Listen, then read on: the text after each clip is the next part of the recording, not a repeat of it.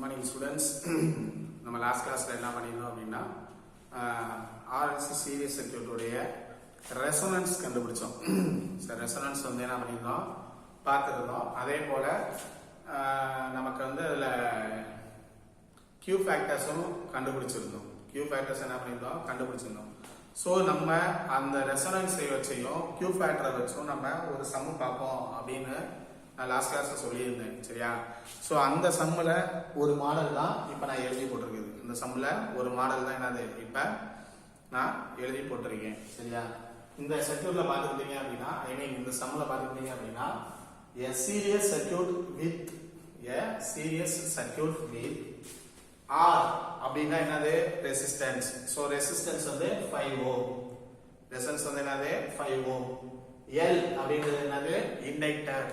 Lன்றது என்னது இண்டக்டர். அது வந்து 20 micro Henry. 20 micro Henry.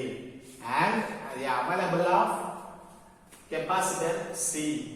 And the available of capacitor C. அப்ப என்ன அர்த்தம்?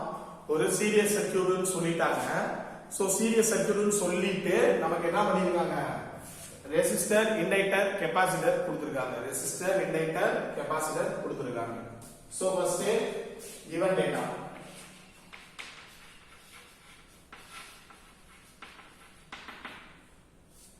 given dataல R அப்படினு கொடுத்திருக்காங்க.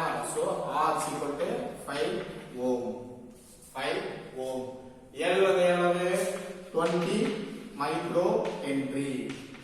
M height அப்படினா மைக்ரோ ஹென்றி. சோ அடுத்து என்ன கொடுத்திருக்காங்க? கெபாசிட்டர் கொடுத்திருக்காங்க. சோ ஆனா கெபாசிட்டர் வந்து வேல்யூ கொடுக்கல. அப்ப என்ன அது? நமக்கு ஒரு சீரியஸ் சர்க்யூட்னு சொல்லிட்டாங்க. ஒரு R, ஒரு L, ஒரு capacitor.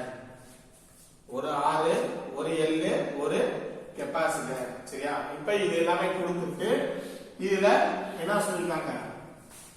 as an applied voltage. So ஒரு வோல்டேஜ் கொடுத்தாங்க. R உடைய வேல்யூ எவ்வளவு? 5 ஓம். L உடைய வேல்யூ வந்து என்னது? 20 மைக்ரோ ஹெர்ட்ஸ். C வந்து எதுவுமே சொல்லல. C வந்து என்னது? எதுவுமே சொல்லல. அதே போல வோல்டேஜும் எதுவுமே சொல்லல. அதுக்கு அடுத்து frequency வந்து 1000 hertz. So F equal to 1000 hertz. So இது வந்து FR அப்படினு கொடுப்பாங்க. ஏனா இது ரெசோனன்ஸ் சர்க்யூட். சோ அது போல என்னது? FR equal to 1000 hertz. அடுத்து find the value of C for the series resonance.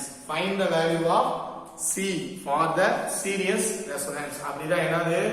இந்த சீரியஸ் ரெசோனன்ஸ் சர்க்யூட்ல கெபாசிட்டர் வேல்யூ தான் நம்ம என்ன பண்ண சொல்லிருக்காங்க? கண்டுபிடிக்க சொல்லிருக்காங்க. So to find put C வந்து என்ன அப்படிங்கறத நம்ம என்ன பண்ணனும்? கண்டுபிடிக்கணும். சரிங்களா? C ன்றது என்னன்றது தான் நம்ம என்ன பண்ணனும்? கண்டுபிடிக்கணும். திரும்ப சொல்றேன், நல்லா கேட்டுக்கோங்க. a series circuit with R 5 ohm. அதாவது ஒரு சீரியஸ் சர்க்யூட் அப்படின்னு சொல்லிட்டாங்க. அதுல வந்து R அப்படிங்கிறது ரெசிஸ்டன்ஸ். சோ அப்ப என்ன? ஃபர்ஸ்ட் ஒரு ரெசிஸ்டன்ஸ் வந்துறணும். ரெசிஸ்டன்ஸ் வந்து 5 ஓம் கொடுத்தாங்க. ரைட். அதுக்கு L 20 மைக்ரோ ஹென்றி. L ன்றது என்னது? இண்டக்டர். சோ அப்ப அந்த சீரியஸ் சர்க்யூட்னா இதுக்கு தொடர் இணைப்புல, அதாவது ரெசிஸ்டருக்கு தொடரா என்ன பண்ணிருக்கணும்? ஒரு இண்டக்டரை கனெக்ட் பண்ணிருக்கணும். சோ இண்டக்டரை கனெக்ட் பண்ணியாச்சு. அதோட வேல்யூ வந்து 20 micro Henry. 20 micro Henry. and available capacitor C. So இந்த இதுக்கு சீரியஸா ஒரு கெபாசிட்டரும் கனெக்ட் பண்ணிருக்காங்க. இந்த சீரியஸ் என்னது? ஒரு கெபாசிட்டரும் கனெக்ட் பண்ணிருக்காங்க. சோ அந்த கெபாசிட்டருக்கு வேல்யூ எதுவுமே கொடுக்கல. சரி, right. as an applied voltage. So ஒரு வோல்டேஜும் அப்ளை பண்ணியாச்சு. ஒரு வோல்டேஜ் என்ன பண்ணியாச்சு? அப்ளை பண்ணியாச்சு.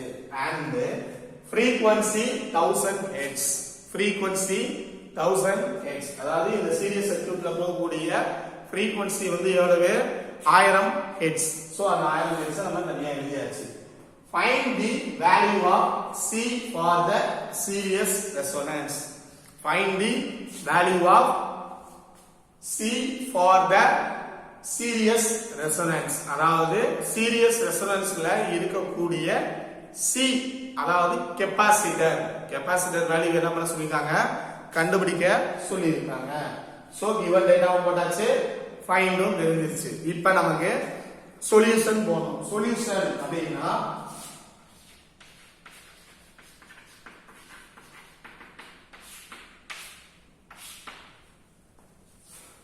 சரி சொல்யூஷன் இப்போ நம்ம என்ன பண்ணணும் அப்படின்னா சி வேல்யூ தான் நம்ம என்ன பண்ணணும் கண்டுபிடிக்கணும். சி வேல்யூ தான் என்ன பண்ணணும் நம்ம கண்டுபிடிக்கணும். சோ சி வேல்யூ எப்படி சார் கண்டுபிடிக்கிறது? நமக்கு இது வரைக்கும் அந்த மாதிரி நம்ம பண்ணதே இல்லையே அப்படின்னா ஈஸியா கண்டுபிடிக்கலாம். ஈஸியா என்ன பண்ணலாம் கண்டுபிடிக்கலாம். இங்க என்ன ஒரு வார்த்தை கொடுத்திருக்காங்க? சீரியஸ் ரெசோனன்ஸ் அப்படின்னு கொடுத்திருக்காங்க. சீரியஸ் ரெசோனன்ஸ் அப்படின்னு கொடுத்திருக்காங்க. சோ ரெசோனன்ஸ் அப்படின்னா நம்ம எதை எடுத்துக்கணும்? இண்டக்டரையும் கெபாசிட்டரையும் தான் எடுத்துக்கணும். இண்டக்டரையும் கெபாசிட்டரையும் தான் நம்ம என்ன பண்ணணும் எடுத்துக்கணும். சோ அதுல மட்டும் தான் நமக்கு ரெசோனன்ஸ் அப்படின்றது ஏற்படும். சோ வெறும் இண்டக்டர் கெபாசிட்டர் இல்ல, XL XC, XL XC. இதுதான் என்னது சீரியஸ் ரெசோனன்ஸ். இதுதான் என்னது சீரியஸ் ரெசோனன்ஸ். சரியா? இந்த XL XC தான் நமக்கு என்னது சீரியஸ் ரெசோனன்ஸ். சரி, இப்ப இதுல XL XC நமக்கு கொடுத்திருக்காங்களா? கொடுக்கல. XL XC நமக்கு என்னது கொடுக்கல. சோ இதுக்கு நம்ம ஒரு ஃபார்முலா ஒன்னு இருக்கு. XL க்கு ஒரு ஃபார்முலா, XC க்கு ஒரு ஃபார்முலா இருக்கு. என்னது? XL னா 2 pi FRL, XC னா 1 by 2 pi FRC. இது ஒரு ஃபார்முலா இருக்கு நமக்கு. XL அப்படினா 2 pi FRL, அப்படி இல்ல அப்படினா XC க்கு வந்து 1 by 2 by FRC. இப்படி ஒரு ஃபார்முலா இருக்கு. சரியா? இதுல நமக்கு என்னென்ன கொடுத்திருக்காங்கன்றதை நம்ம ஃபர்ஸ்ட் பார்த்திருக்கோம். என்னது? ஃப்ரீக்வென்சி கொடுத்திருக்காங்க. சோ ஃப்ரீக்வென்சி நமக்கு தெரியும். இண்டக்டர் கொடுத்திருக்காங்க. சோ இண்டக்டர் வேல்யூ நமக்கு தெரியும். இதே போல இங்க C கேட்டிருக்காங்க. C நமக்கு கொடுக்கல. சோ C தான் நம்ம என்ன பண்ணணும் கண்டுபிடிக்கணும். சோ அப்ப இந்த C ய இந்த பக்கம் கொண்டு போயிட்டு இந்த ஈக்குவலுக்கு இந்த இருக்குல்ல இந்த பக்கம் கொண்டு போயிடலாமா? இந்த பக்கம் கொண்டு போயிட்டா எப்படி இருக்கும்? C ய நம்ம வச்சுக்கோங்க. இல்ல நம்ம லாஸ்ட் கிளாஸ்ல பண்ணோம் பாத்தீங்களா, அந்த மாதிரி கூட நம்ம செய்யலாம். எப்படி அப்படின்னா இந்த ஈக்குவலுக்கு அங்க இருக்கிறதெல்லாம் சரி, இந்த டிவைடர்ல இருக்கிறது ஃபுல்லாமே ஈக்குவலுக்கு இந்த பக்கம் கொண்டு வந்திருங்க. டிவைடர்ல இருக்கிறது எல்லாமே இந்த பக்கம் ஈக்குவலுக்கு இந்த பக்கம் கொண்டு வந்திருங்க. ஃபர்ஸ்ட் இருக்கிறதை எழுதிக்கோங்க. சரியா? இந்த 2 by FRL அது இருக்கு. இப்ப இங்க டிவைடர்ல இருக்கிறது ஈக்குவலுக்கு இந்த பக்கம் வரப்ப மல்டிபிள் ஆயிடும். So 2 pi FRC = 1. 2 pi FRC = 1. சரி, இது அப்படியே ரெண்டு மல்டிபிள் பண்ணோம்னா என்ன கிடைக்கும்? 4 pi square. ஏனா 4 2 into 4 pi into pi pi square FR into FR FR square LC = 1. LC = என்னது? 1. சோ இதுல நமக்கு என்ன கண்டுபிடிக்கணும்? C வேல்யூ தான் தேவை. சோ C ய மட்டும் வச்சிட்டு மீதி எல்லாத்தையுமே டிவைடர் கீழ கொண்டு போயிடலாமா? ஈக்குவல் டு அந்த பக்கம். So C = 1 divider 4 pi square FR square into L into என்னது? L. சரியா? சோ இந்த ஃபார்முலா நமக்கு தெரிஞ்சுச்சா? ஆல்ரெடி நமக்கு நார்மலாவே ஒரு ஃபார்முலா தெரியும். என்ன அப்படின்னா FRC = 1 by FR square னு 4 pi square LC அப்படிங்கிற ஒரு ஃபார்முலா நமக்கு தெரியும். LC அப்படிங்கிறது தெரியும். அப்படி இல்லனா FRC = 1 by 2 pi root of LC. root of LC இப்படி ஒரு ஃபார்முலாவும் நமக்கு என்னது தெரியும். சோ இந்த ஃபார்முலாவை நம்ம யூஸ் பண்றோம் அப்படினா இங்க ரூட் இருக்கு, நிறைய ப்ராப்ளம் வரும். சோ அதை நம்ம எடுத்துக்கவே வேணாம். அது எடுத்துக்கவே வேணாம். இந்த மாதிரி நீங்க செஞ்சு டிரைவ் பண்ணி கூட இந்த C வந்து நம்ம என்ன பண்ணிக்கலாம் கண்டுபிடிச்சிக்கலாம். சரியா? எக்ஸல் ஃபார்முலாவையும் எக்ஸ்வி ஃபார்முலாவையும் தனித்தனியா போட்டு அதுல இருந்து நம்ம என்னது C வேல்யூவை ஈஸியா கண்டுபிடிச்சிக்கலாம். சோ இது ஈஸியா இல்ல இதுல இருந்து நம்ம எடுக்கிறது ஈஸியான்றத நீங்க அஸ்யூம் பண்ணிக்கோங்க. சரியா? இந்த 3 ஸ்டெப் நம்ம பண்றதுக்கு கஷ்டப்பட்டு இந்த இதை வச்சு நம்ம பண்ணணும் அப்படின்னா உள்ளக்க ஏதாவது ஒரு தப்பு பண்ணிடுவோம். உள்ளக்க என்னது ஏதாவது ஒரு தப்பு பண்ணிடுவோம். சோ அந்த ஒரு காரணத்துக்காக நீங்க இதை டெரைவ் பண்ணியே பண்ணுங்க. சரியா? இந்த 3 ஸ்டெப்பையும் எழுதியே நீங்க இந்த C வேல்யூவை கண்டுபிடிச்சீங்கன்னா உங்களுக்கு வந்து ரொம்ப சிம்பிள். சரியா? ஓகே. இப்ப C = இதுல FR வேல்யூ தெரியும், L வேல்யூவும் நமக்கு என்னது தெரியும். FR வேல்யூ தெரியும்ல, கொடுத்திருக்காங்க 1000 Hz கொடுத்திருக்காங்க. அதே போல L வேல்யூவும் நமக்கு என்னது கொடுத்திருக்காங்க. சோ இதை இப்ப என்ன பண்ணணும் எழுதிக்குவோம். 1/4 × I² × FR² வந்து எவ்வளவு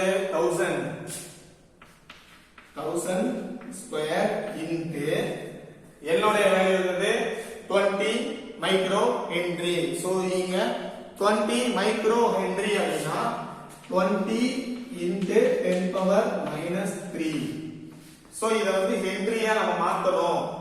இந்த இண்டக்டர் வேல்யூவை ஹென்ரியா மாத்தணும் அப்படினா 20 × மைக்ரோ மைனஸ் 10⁻³ சாரி 10⁻³ ஹென்றி. இந்த மாதிரி நம்ம என்ன பண்ணிக்கணும் கன்வர்ட் பண்ணிக்கணும். சோ இந்த வேல்யூ என்ன பண்ணியாச்சு இங்க எழுதியாச்சு. இப்ப என்னது இத அப்படியே டிவைடர்ல போடுங்க. இங்க நீங்க யூஸ் பண்ணும்போது கால்சி யூஸ் பண்ணும்போது சிம்பிளா இதை எல்லாமே தனித்தனியா கூட போட்டுக்கோங்க. பிராக்கெட் கரெக்டா யூஸ் பண்ணீங்க அப்படின்னா நமக்கு ஆன்சர் கரெக்டா கிடைக்கும். சோ பிராக்கெட் போடல அப்படின்னா நமக்கு என்னது ஆன்சர் கிடைக்காது. சரியா? ஃபர்ஸ்ட் 2 பிராக்கெட் ஓபன் பண்ணிருக்கேன். நல்லா பாத்துக்கோங்க. 2 பிராக்கெட் ஓபன் பண்ணிருக்கேன். 4க்கு ஒரு பிராக்கெட் இன்டு அதுக்கப்புறம் π² ஒரு பிராக்கெட். பாத்தீங்களா? π² ஒரு பிராக்கெட் இன்டு 1000² ஒரு பிராக்கெட்.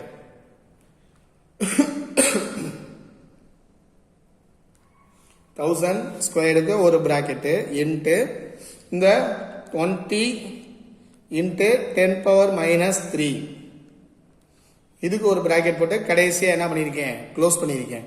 சோ இந்த மாதிரி தனித்தனியா பிராக்கெட்ஸ் யூஸ் பண்ணுங்க.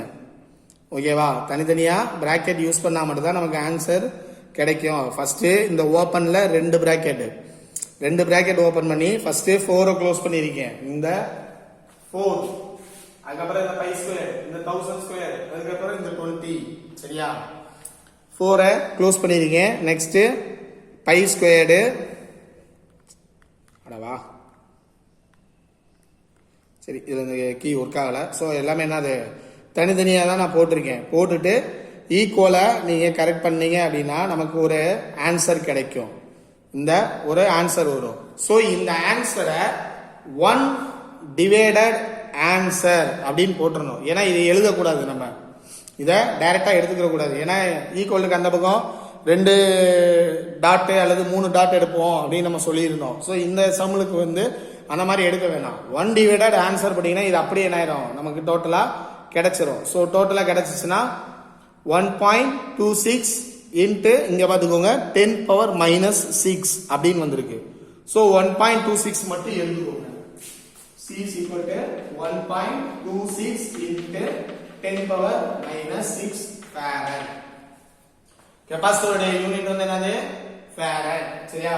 C is equal to 1.26 into 10⁻⁻6. So இதான் எனக்கு வேல்யூ வந்திருக்கு. சரியா? சோ இந்த வேல்யூவை நம்ம எடுத்துக்கிறோம். இப்ப இந்த 10⁻⁻6 இருக்குல்ல, இத வந்து நம்ம நியூமெரிக்கல் மெத்தட்ல நம்ம எழுதிருக்கோம். இதுவே யூனிட்டா போட்டோம் அப்படின்னா C is equal to 1.26 மைக்ரோக்கு இந்த மாதிரி போட்டுக்கலாம். நியூ மாதிரி இருக்குல்ல, இது நம்ம ஆல்ரெடி நம்ம படிச்சிருக்கோம் சரியா 1.26 நியூ மைக்ரோ ஃபேரட் அப்படின்னு அதாவது 40 micro farad 20 micro farad 100 micro farad இந்த மாதிரி எல்லாமே நம்ம என்ன பண்ணியிருக்கோம் தனித்தனியா பார்த்துருக்கோம் சரியா சோ அதான் நான் என்ன பண்ணிருக்கேன் இங்க 10 பவர் மைனஸ் 6 ன்னு போட்டிருக்கத மைக்ரோ அப்படின்னு போட்டிருக்கேன் சரியா மேக்ஸிமம் நமக்கு ஆன்சர்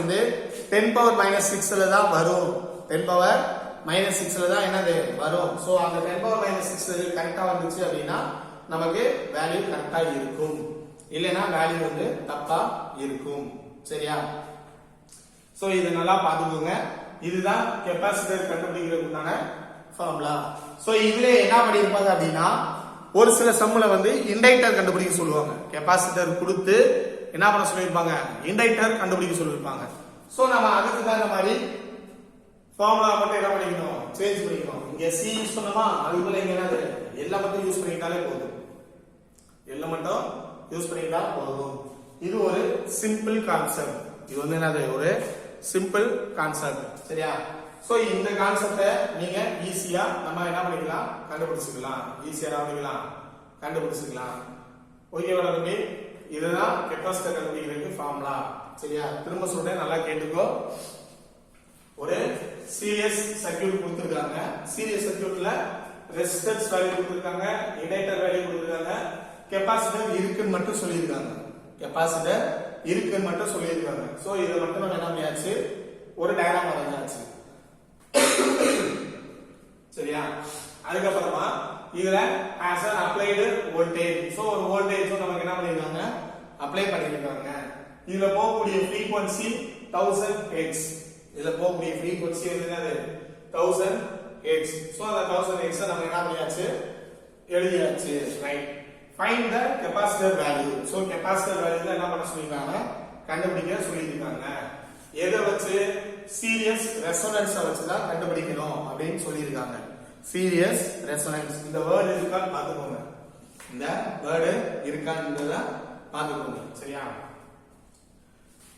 இப்போ given data எழுதியாச்சு to find எழுதியாச்சு சொல்யூஷன் சோ சீரியஸ் ரெசோனன்ஸ் சொல்லிட்டாங்க அப்படினா நமக்கு ஒரு ஃபார்முலா இருக்கு என்னன்னா xl xc xl என்னது xc சரியா இதுதான் சீரியஸ் ரெசோனன்ஸ் சரியா இப்போ xl க்கு xc க்கு நமக்கு ஒரு மேத்தமேட்டிக்கல் ஃபார்முலாஸ் தெரியும் என்ன அப்படினா xl அப்படினா 2/fl 2/fl அதே போல xc அப்படினா 1/2/fc 1/2/fc சரியா இதுல l ஓட வேல்யூ f ஓட வேல்யூ தான் நமக்கு என்னது தெரியும் l ஓட வேல்யூ f ஓட வேல்யூ தான் நமக்கு தெரியும் சோ நம்ம வெறும் c வேல்யூ மட்டும் கண்டுபிடிச்சா போதும் சோ c ஐ மட்டும் கண்டுபிடிச்சோம் அப்படினா ஈக்குவலுக்கு இந்த டிவைடர்ல இருக்கிற ஈக்குவலுக்கு இந்த பக்கம் கொண்டு போயிரோம் இது ரெண்டையும் ஆட் பண்றோம் ஆட் பண்ணி c வேல்யூ மட்டும் தனியா எடுக்கிறோம் c வேல்யூ மட்டும் என்ன பண்றோம் தனியா எடுக்கிறோம் அதுக்கு fr வேல்யூ தெரியும் l வேல்யூ தெரியும் அத அப்படியே என்ன பண்ணிரோம் அப்ளை பண்ணிரோம் அதெல்லாம் அப்படியே என்ன பண்ணிரோம் அப்ளை பண்ணி முடிச்சிரோம் சரியா இதுதான் கெபாசிட்டர் கண்டுபிடிக்கிறதுக்கு உண்டான ஒரு சின்ன கான்செப்ட் சரியா இதுல இண்டக்டர் கண்டுபிடிக்கிறதுக்கு அதே மாதிரி தான் பண்ணணும் என்ன நீங்க சி யூஸ் பண்ணல இங்க வெறும் எல்ல மட்டும் வச்சுக்கிட்டு இந்த 4/2 fr2 c இது எல்லாமே ஈக்குவல் டு சரியா c அதெல்லாமே ஈக்குவல் டு தவிர கொண்டு வந்துட்டீங்க அப்படினா நமக்கு l வேல்யூ மட்டும் ஈஸியா கண்டுபிடிச்சிடலாம் l வேல்யூ மட்டும் என்னது ஈஸியா கண்டுபிடிச்சிடலாம் சரியா இது ஒரு சின்ன மெத்தட் இது வந்து என்னது ஒரு சின்ன கான்செப்ட் சரியா இதெல்லாம் மேக்ஸிமம் 2 மார்க் 3 மார்க்லாம் 3 மார்க்ல தான் கேட்பாங்க ஒரு சிலர் 5 மார்க்லயும் கேட்பாங்க சரியா சோ இதை நீங்க எழுதி வச்சுக்கோங்க ஓகேவா இதுக்கு அடுத்து நெக்ஸ்ட் இன்னொரு சம் சொல்லி தரேன் ஓகே தம்பி இதுக்கு அடுத்து இன்னொரு சம் நான் சொல்லி தரேன் இந்த சம் நீங்க ஒரு 10 செகண்ட்ஸ் போட்டுட்டு இருக்கீங்க எழுதிக்கோங்க சரியா